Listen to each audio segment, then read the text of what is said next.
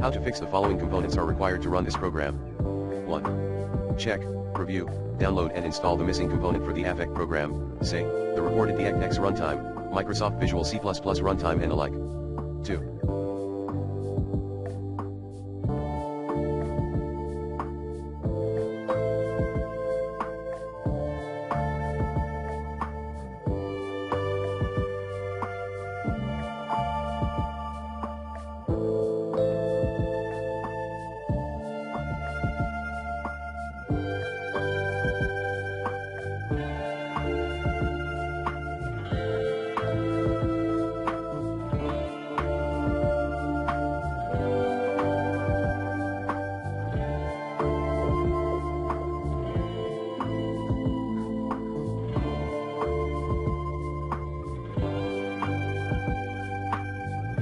Repair the missing component.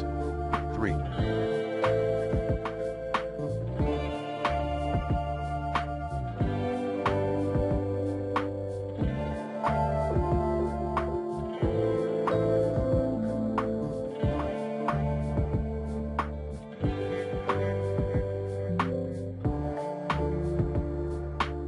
Reinstall the problematic program or game.